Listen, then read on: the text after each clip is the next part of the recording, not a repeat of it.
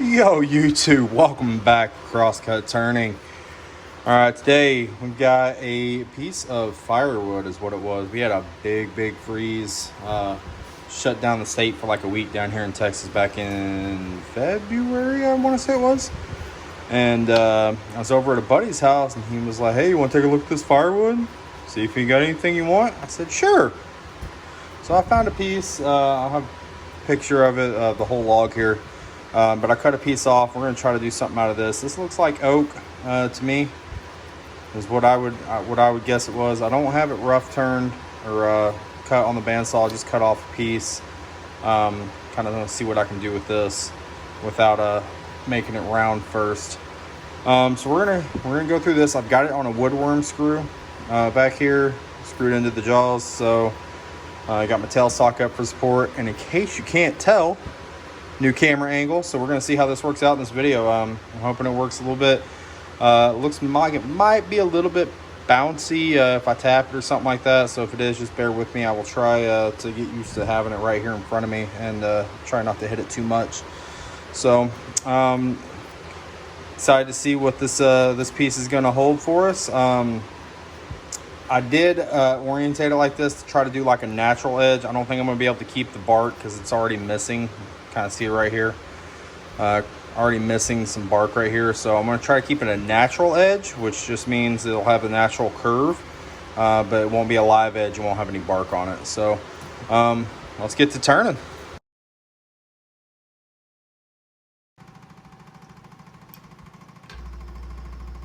Alright guys, so getting into this piece, we're going to go ahead and just round out the bottom. One of the reasons I left nothing cut out is I wanted to be able to show the vibrations and stuff this lathe gets in it.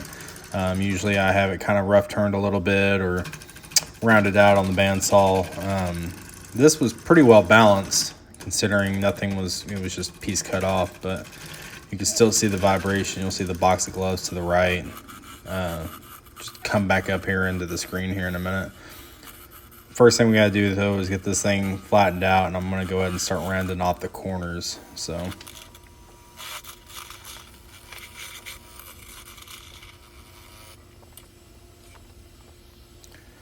I want to try to keep the tailstock up as much as possible for as much support as possible. You'll see right here my chuck actually loosened up. It didn't unscrew off the wormwood screw, but it actually loosened up, so I had to tighten the chuck back down. First time I've had that happen.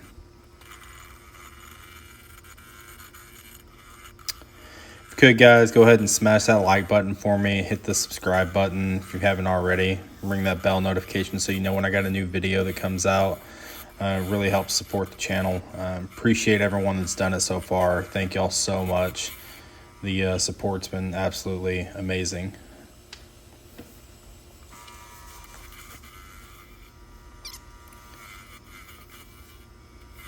Y'all let me know if y'all like this new angle. I think it's better than what we were doing before. The overhead shot now looks really good in my opinion, but y'all let me know down in the comments if y'all like it or not. If y'all think it looks better than the old one.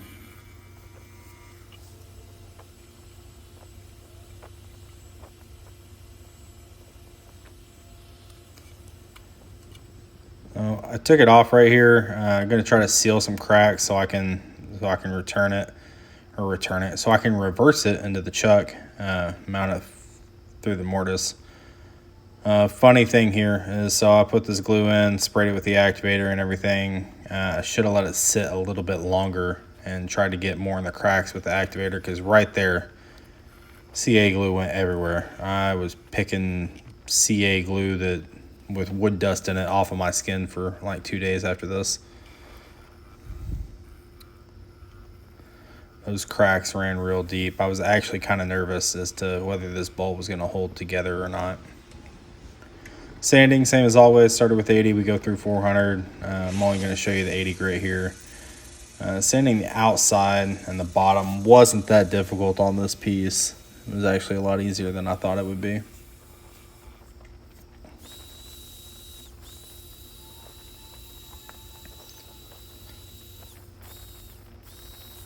Definitely see some of those cracks in the end grain. I think they're beautiful, but kind of makes you nervous when you're going to hollow it out.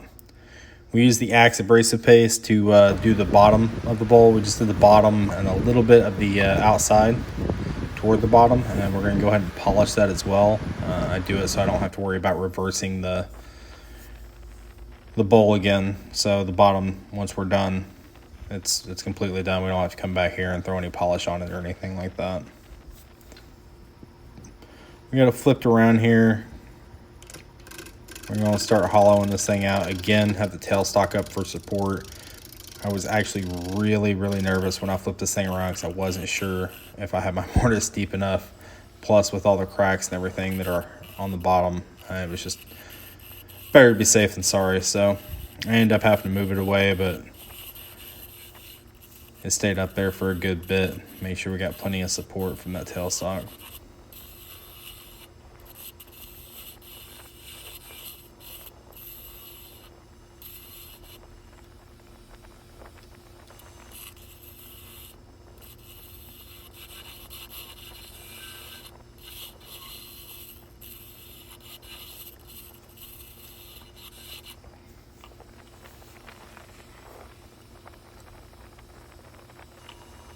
Tell you, I wish the quill I could extend it out more and have some of that get out of the way. That would be fantastic, but work with what you got. Right here we've got getting the middle part really thin, so I'm just gonna break it off here and just snap it off. While I was getting that middle part where the tailstock was thinner, my tool actually hit the outside of the bowl and caused this to chip out. So I just got a little CA glue and glued the pieces back in with all the cracks running down the side and everything. It was pretty fragile. All it took was one little bump. But I think with the CA glue and the sanding and everything, I think you can't really tell the end result. It took me a minute to find it.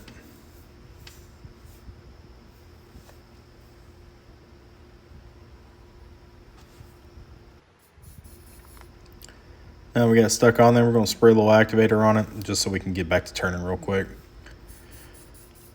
Initially, I tried to sand down the nub in the center because, again, kind of make me nervous with all the cracks, but I got a little bit of it gone, so I went ahead and used the tool to get the rest of it because sanding was just taking forever. So I'll put it back on, and you'll see me here. I'm just trying to make sure that we get all the uneven spots out.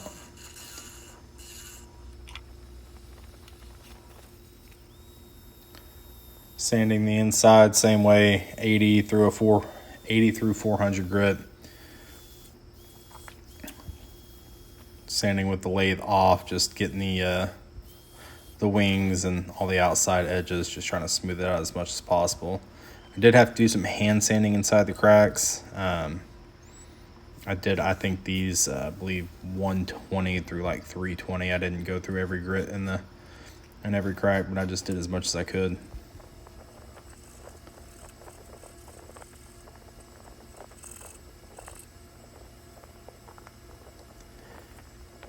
Again, we're going to use the Axe abrasive paste to finish it up.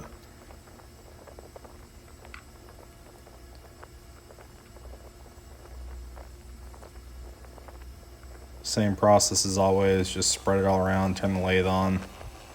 The only thing that was a little bit different is obviously I can't hit the wings and stuff. I had to turn it off to sand it. Well, I can't do it on there. So what I do is I grab my drill here, what I use for power sanding, and paper towel kind of sticks to it. And I just kind of wrap it around there, and then I use the drill to spin that paper towel around and kind of buff that, not buff it, but kind of work that abrasive paste in. And it actually worked out really well.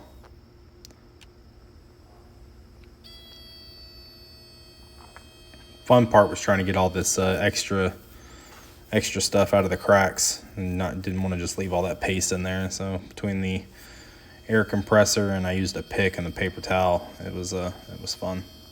This isn't quite all of it, but this is a lot of me doing it. It took a little while to get all the cracks cleaned out. After we got all that cleaned out, we use a little denatured alcohol, get the surface cleaned up, make sure get any excess of the abrasive paste off.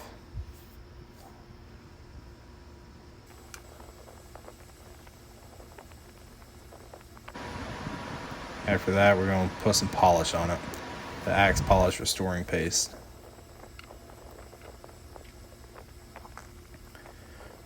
I really like the way you can kind of see this shine come, I think, a little better in this video on this project because of how I'm able to angle the camera. So if I haven't, I know I've mentioned it like 4 times, but I'm really excited about this new camera angle. I hope y'all enjoy it as much as I do. I'm using the same thing to buff the polish in as I did with the abrasive paste, just throwing a paper towel on there, and then again having to clean out all the cracks and everything. All right guys, so here it is. You can see these cracks go all the way through, and maybe you can see, hang on. Cracks go all the way through. So, like I said at the beginning of the video, this is a piece of firewood my friend Jeremy had. He gave to me. He acquired it during the great freeze of 2021 here in Texas that shut the state down because he lost power, and that's the only way they could stay warm was by fire. He didn't have power consistently for like 4 or 5 days, I think it was. So he had some left over. Most of them were split and everything, but I found this piece that had some flat spots on it. I thought it'd look interesting. I don't know if it was worth rescuing. I think it looks cool. I had this piece right here. See if, yeah, this piece right here that I had to glue back in because I hit it with the edge of my tool while I was going around. It's my first real natural / live / whatever you want to call it edge bowl. I thought for the wood and everything, I thought it came out pretty good. I was getting really nervous when I flipped it around to hollow out the inside because I didn't know if I'd done my mortise deep enough. That's the reason I had the tailstock up there for so long, and then it came off when I was shifting it around, when I was trying to take the chuck off and everything. It slipped off the chuck and I put it back on. I started tightening it back down and I heard some cracking, so it was trying to do it very carefully. Overall, I think I'm really happy with how it happened, or how it, see if I can talk here, with how it went and the outcome of it. There's still some rough spots on it. I got most of the outside pretty smooth, like just rough spot here. These little bug holes got some rough spots in it. So let me know what you think about it. You like it? You think it should have stayed in a burn pile? What do you think? Let me know down in the comments. Another thing, I just want to say thank you, first of all, to Jeremy for giving me this piece of wood. I want to say thank you to everyone that has given me some free wood. It's free wood's the best wood, as I've said before. So thank you to that. Thank you to all the viewers, anybody that's viewing this, watching this. I really appreciate it, especially if you made it to the end of the video. Special thank you to any subscribers. If you're not already subscribed, please, it's a completely free way to help the channel. Please feel free to go ahead and smash the subscribe button if you like what you saw. And last but not least, hit the like. Give it a thumbs up. I don't know what next week's project's going to be. I'm thinking I want to try a goblet. I might try using some of those cedar boards I cut out. I should be getting some. I got a father-in-law's bringing me some wood that he chopped down, so I might do it out of that. I don't know yet. That's next week's problem. So again, let me know what you think about it down in the comments. You like it, you hate it. Here's the bottom of it. I don't know if I showed that or not. I'll have some beauty shots up at the end here. And till then, have a great one. Thank you for watching.